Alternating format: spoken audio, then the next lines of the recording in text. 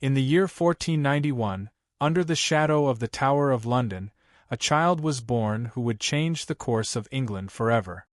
His name was Henry Tudor. The world would remember him not just as a king but as a tyrant, a lover, a murderer, and a man whose hunger for power shook the very foundations of the church. But Henry was not meant to be king.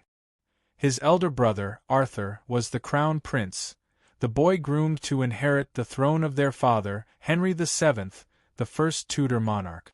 Henry, the second son, was destined for the church, a spare prince with no expectation of rule. As a child, Henry was vibrant, intelligent, and full of energy. He loved hunting, jousting, music, and learning. Unlike many princes of Europe, he was not raised in rigid isolation but allowed a taste of freedom and knowledge. He studied Latin, theology, philosophy, his mind sharp, his body athletic, his spirit restless. But fate is cruel. In 1502, Prince Arthur died suddenly at the age of 15, only months after marrying Catherine of Aragon, the Spanish princess. The Tudor dynasty, still fragile after the bloody Wars of the Roses, faced disaster. And so, the burden shifted.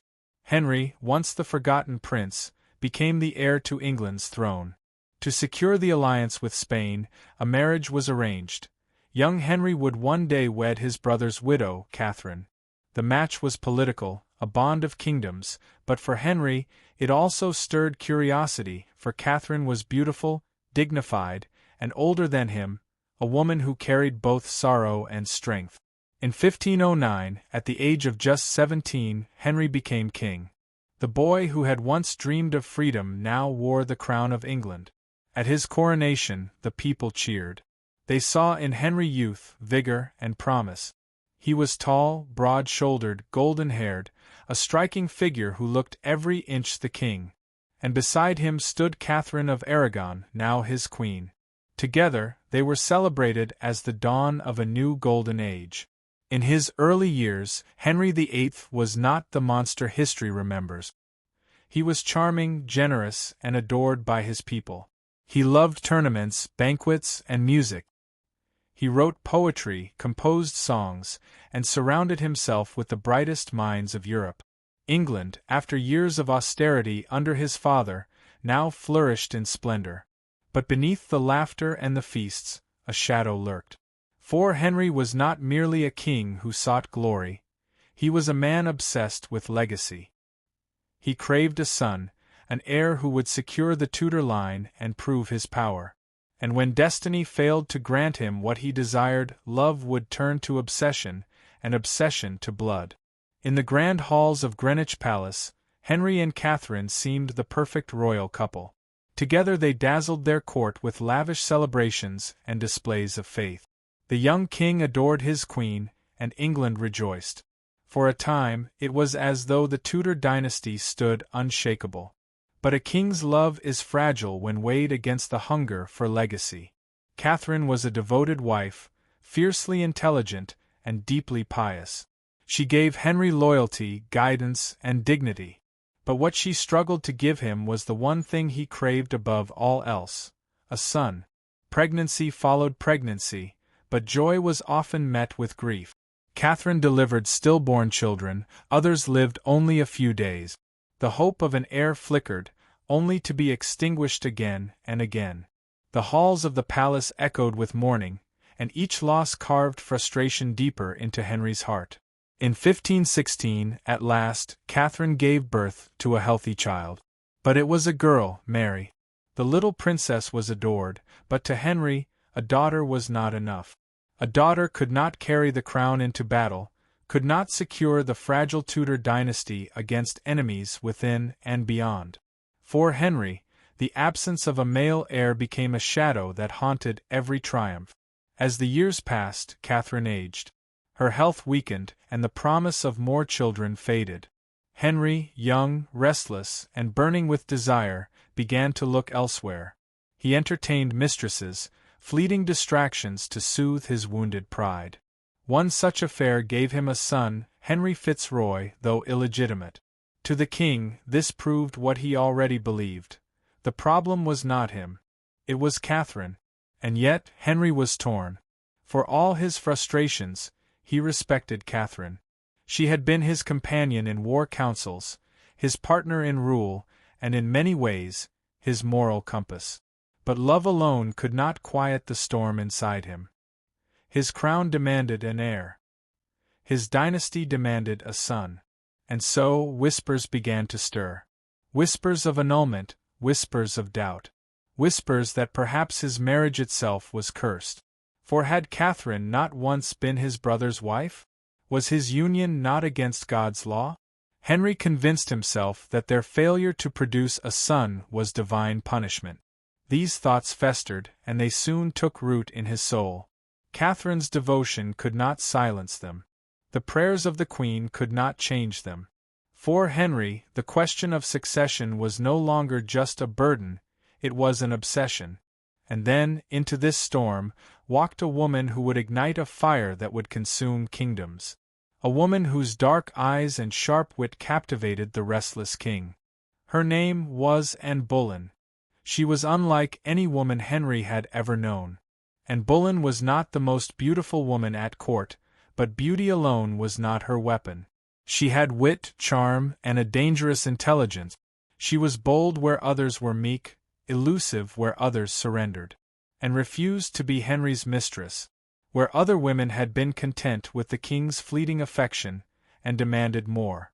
She wanted recognition, she wanted power, and slowly, Henry began to believe that only with and by his side could he find the son and heir destiny owed him. Catherine, faithful and devout, stood by her husband, but Henry's passion for Anne consumed him. He showered her with letters, gifts, and promises. He swore that she would be queen. There was only one obstacle, his marriage. But to Henry, obstacles were not barriers, they were challenges to be destroyed.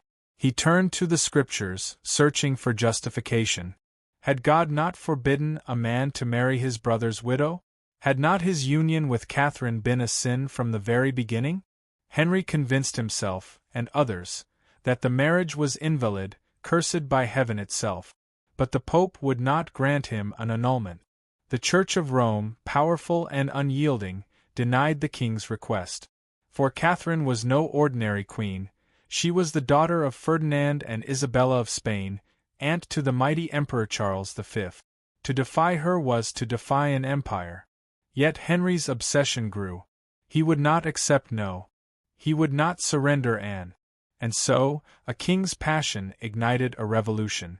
Henry broke from the Catholic Church, tearing England away from Rome's authority. He declared himself the head of the Church of England, supreme above priests and popes alike. This was no mere love affair. It was the birth of the English Reformation. Centuries of tradition shattered, monasteries dissolved, and the kingdom itself divided, all because a king's heart burned for a woman. At last, in 1533, Henry married Anne in secret. Catherine was cast aside, her titles stripped, her daughter Mary declared illegitimate, and was crowned queen, radiant in her triumph. The people watched in awe, but also in suspicion. For this queen was not beloved like Catherine. She was ambitious, proud, and her rise was born in scandal. But Henry cared little for whispers. He had won. He had broken the world for her. And now, all that remained was for Anne to give him what he desired, a son. In September 1533, Anne gave birth. The king waited, trembling, desperate. And when the cries of the newborn filled the air, his heart leapt, only to shatter again. It was a girl. A child named Elizabeth. The people murmured. The court whispered. And though Henry swore he would have sons by Anne, the truth was undeniable. The curse of his obsession had only just begun.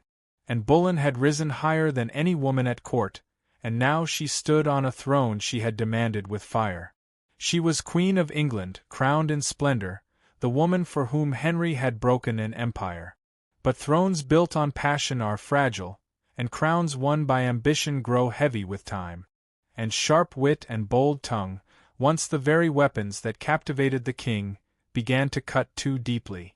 She mocked him in public, argued in private, and made enemies of powerful men at court.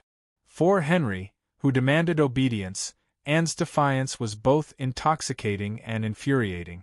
But most dangerous of all was her failure. Year after year, and gave Henry only disappointment. Miscarriages, stillbirths, each one a cruel reminder that destiny had not granted him a son. And with each loss, Henry's love began to wither, and was no longer the answer to his prayers. She had become the symbol of his humiliation. By 1536, whispers surrounded the queen. She was accused of arrogance, of witchcraft, of adultery. Some said she had bewitched the king, others claimed she had taken lovers in secret. But in truth, the greatest crime and committed was the one Henry could not forgive. She had failed to give him an heir. Henry's eye had already turned to another, Jane Seymour, a quiet, gentle lady-in-waiting whose obedience and modesty made Anne's fire seem dangerous. With Jane waiting in the shadows, Henry no longer needed his troublesome queen. The trap was set, and was arrested, dragged from her chambers, and locked in the Tower of London. The same place where kings had executed traitors now awaited the queen who had once worn its crown. Her trial was a spectacle. Charged with adultery, incest, and treason, and stood before her accusers with defiance. She denied every charge, lifting her chin as the court turned against her. But the verdict had been decided long before the trial began. Anne Boleyn, once the most powerful woman in England, was condemned to death. On May 19, 1536, she walked to the scaffold. The crowd was silent as she climbed the steps. Dressed in a simple gown, her dark eyes calm, she addressed her people. She spoke no bitterness, offered no blame. Instead, she prayed for the king. The man who had once sworn eternal love now demanded her head. She knelt, her hands folded, her lips whispering prayers. A French executioner, brought to ensure a swift death, raised his sword. And with a single stroke, it was over. The queen who had defied Rome, who had ignited a reformation, who had captivated a king, now lay lifeless on the Tower Green. Within days, Henry married Jane Seymour. Anne's name was silenced, her memory blackened by scandal. But history remembers. For though she fell in blood, Anne Boleyn left behind a daughter, Elizabeth, a girl who would one day rise to become one of England's greatest rulers. Henry sought to erase her. But destiny had other plans. Anne Boleyn's blood had barely dried when Henry VIII took a new bride. Jane Seymour, quiet, gentle, obedient, everything Anne was not. To Henry, she was the hope of redemption, the promise of the son he had been denied. And in 1537, Jane delivered a boy, Edward. At last, the king had his long-dreamed heir. Bells rang across England, cannons thundered, and Henry rejoiced as never before. But joy turned swiftly to sorrow. Within days of childbirth, Jane fell ill. Fever consumed her, and she died. For the first time, Henry truly wept. He had lost the only woman he claimed to have loved. He buried Jane with honors fit for a queen, and in death, she remained his true wife. Yet the king's story was far from over. Henry married again, and of Cleves, a political union meant to secure alliances. But when Henry met her in person, he was disgusted. He called her a Flanders mare, and within months the marriage was annulled. Next came Catherine Howard, young, beautiful, and reckless. To Henry, she was a reminder of his lost youth. But Catherine carried secret. Accused of adultery, she was dragged to the Tower. At only 19, she was executed, another head claimed by the king's insatiable need. Finally, Catherine Parr, Henry's sixth and last wife. More nurse than lover, she cared for the aging king as his health declined. She survived him, a rare victory in a court stained with blood. But Henry himself was no longer the radiant prince who had once charmed Europe. Years of excess and disease had ravaged his body. Once tall and handsome, he grew obese, swollen, and crippled by ulcers. His moods darkened into paranoia and rage. Friends became enemies, and the court trembled at his gaze. He had begun as a golden king, beloved by his people, a prince of promise. He ended as a tyrant, feared more than loved. A man who had executed wives, friends, and counselors. A man who tore his kingdom from Rome, changing the faith of a nation forever. In January 1547, Henry VIII breathed his last. He left behind a fragile dynasty.